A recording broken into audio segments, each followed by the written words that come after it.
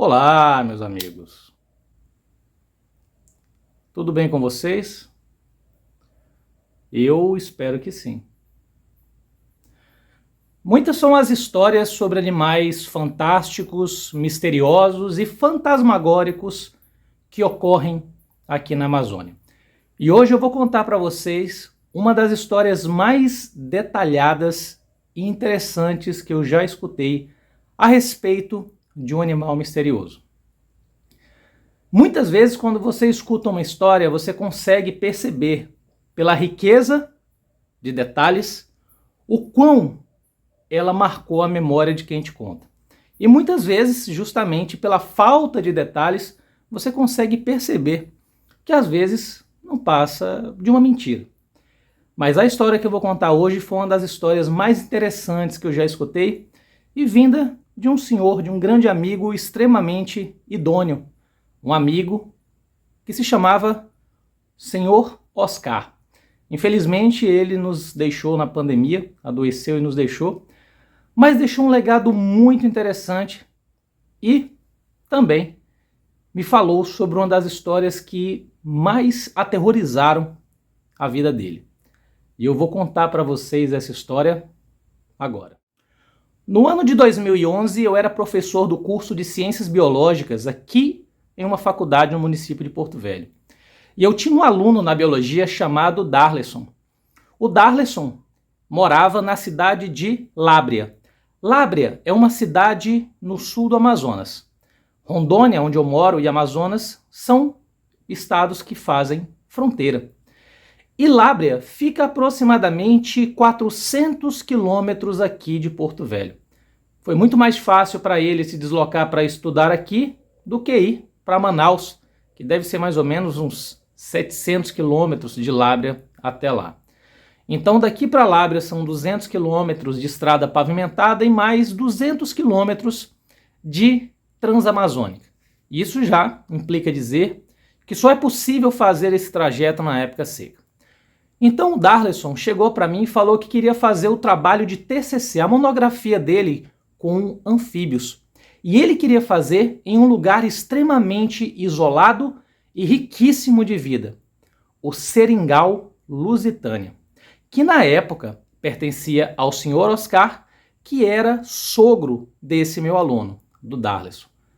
No começo eu pensei, cara, é um lugar extremamente isolado com um custo extremamente alto. E o Darleson conseguiu apoio para toda a parte logística de barco, motor, combustível e mantimentos. Uma vez que para chegar nesse seringal, nós tínhamos que sair de Lábrea e andar de barco um dia todo até chegar no Seringal Lusitânia. O rio Purus, ele é um rio extremamente sinuoso. Em linha reta, de Lábrea até o Seringal, daria aproximadamente 155 quilômetros. Mas como eu media com GPS, infelizmente, dependendo das curvas do rio, nós tínhamos que percorrer quase 400. Então nós saíamos de manhã cedo de Lábrea e íamos para o Seringal, onde chegávamos no final do dia. Mês sim, mês não, eu ia para Lábrea de avião e nós encarávamos um dia todinho e passávamos aproximadamente 10 ou 12 dias lá no Seringal, que é uma reserva extrativista, fazendo o registro dos anfíbios que lá viviam. A viagem era extremamente penosa, como você está vendo aí, de Lábrea até chegar no Seringal, nós tínhamos que fazer todas essas curvas de rio aí. E boa parte delas extremamente compridas e cansativas. Na época cheia, nós até conseguíamos fazer os famosos furos, que são junções na base dessas curvas aí, que nós conseguíamos eliminar algumas dessas curvas. A primeira vez que nós fomos num motor tão fraquinho de 15 HP que nós saímos um dia de manhã e chegamos no outro dia no Seringal. Tivemos que pedir dormida no meio do caminho para uma família de ribeirinhos. Se você for consultar no Google Earth, você vai ver que o Seringal Lusitânia é um maciço de floresta. E em 2011, quando fizemos esse trabalho, na verdade, praticamente não se explorava mais seringa lá, e sim a castanha. O seu Oscar, dono do lugar, um senhor extremamente amável e muito divertido, gostava muito de falar sobre as belezas daquele lugar.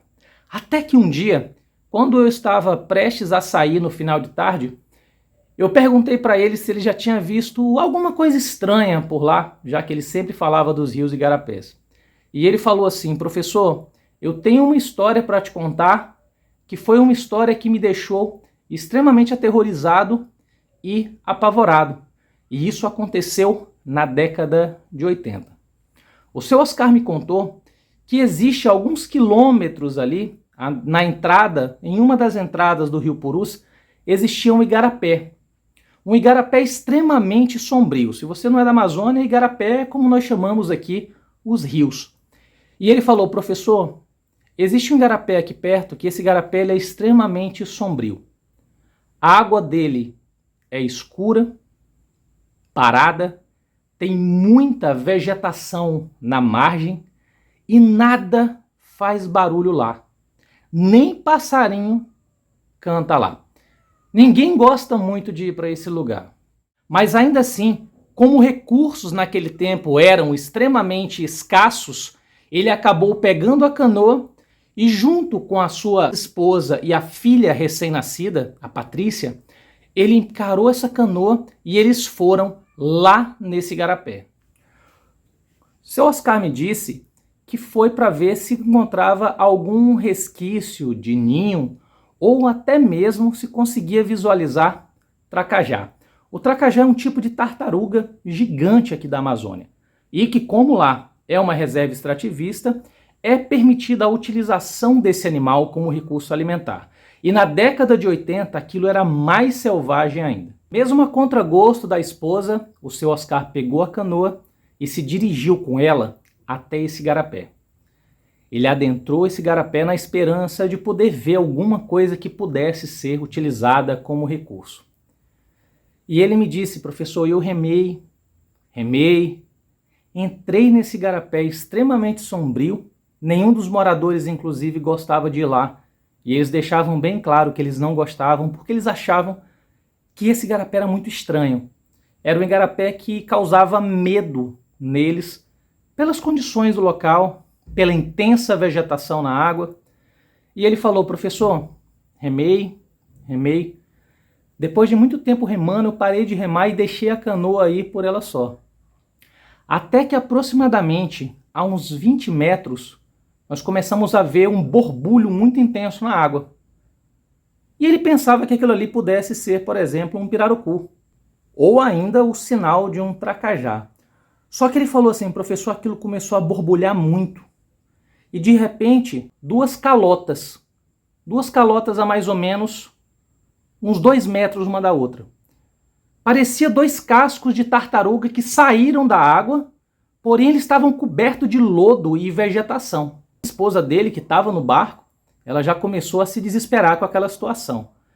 E ele disse que saiu aquelas 2 corcovas. E depois que aquelas 2 corcovas saíram, saiu uma cauda de dentro d'água. Um rabo muito grande, e segundo ele falava assim: professor, esse rabo era bífido, parecia o rabo de uma sereia, bem grande, e isso ficava balançando. E esse negócio começou a vir devagarzinho na direção da canoa. Uma coisa que é até um fato interessante, que ele falava assim: as corcovas, além de cobertas ali de vegetação e lodo, elas tinham os caroços.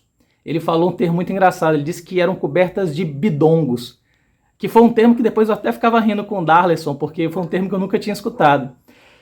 E ele detalhou que aquelas 2 corcovas tinham aqueles bidongos ou aquelas estruturas e eram todas cobertas de mato. E aquilo começou a vir na direção do barco. E ele falava que essa cauda, ela chegava a encostar na água de um ponto para o outro. Na época, eu fiz mais ou menos um desenho, né? Eu peguei o caderninho velho que eu carregava e olha só, e eu fiz um desenho, uma representação à mão. Eu não sou um bom desenhista, mas ele falou que era exatamente isso que ele viu. 2 corcovas a uns 40 centímetros fora da água e uma cauda bífida que ficava balançando. e foi vindo na direção dele. Ele disse que nada mais saiu da água, só essas duas corcovas cobertas de lodo, de vegetação, e essa cauda. E aí, no auge do desespero, quando esse negócio chegou a mais ou menos uns 12 ou 15 metros, ele pegou a espingarda que estava na canoa. Esse povo, eles não saem sem a espingarda deles. E ele apontou para essa criatura, para a primeira corcova, e efetuou um disparo. Quando ele deu um disparo nessa corcova, ela simplesmente afundou. As duas afundaram e a cauda afundou também. E ele, mais que depressa, pegou o remo. Ele disse que nunca remou tão rápido na vida dele.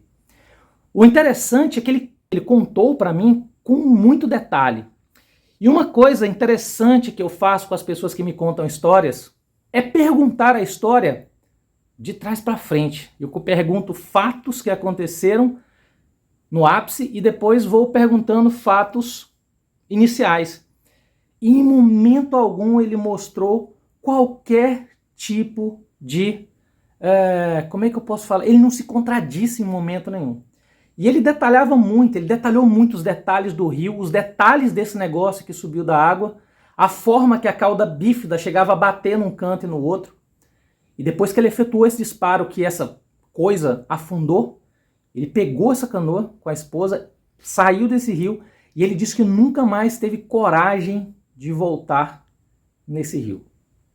Obviamente, a primeira coisa que eu perguntei para ele foi: seu Oscar, será que o senhor não viu um jacaré-açu que nasceu com algum defeito? Eu, por exemplo, já vi tartarugas aqui que tinham duas corcovas.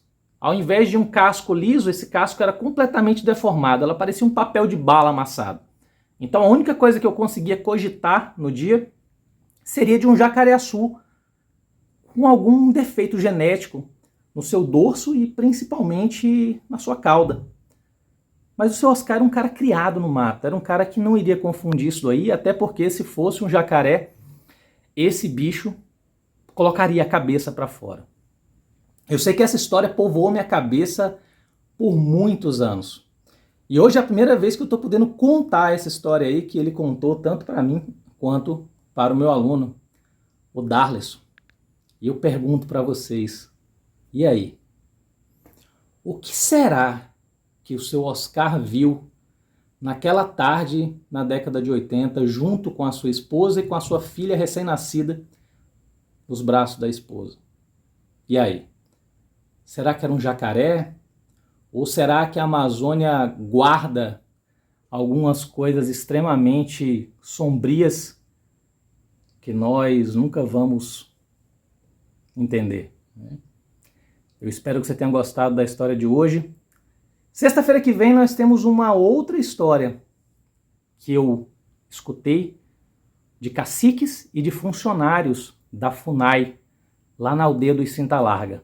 Nós vamos falar sobre o espírito mais aterrorizante para os indígenas, o chamado Paô, o pai do mato, inclusive com um relato muito interessante desse agente da FUNAI que estava comigo. Eu espero que você tenha gostado. Então até sexta-feira que vem. Tenham todos uma boa noite e olha bem embaixo da cama antes de dormir, viu?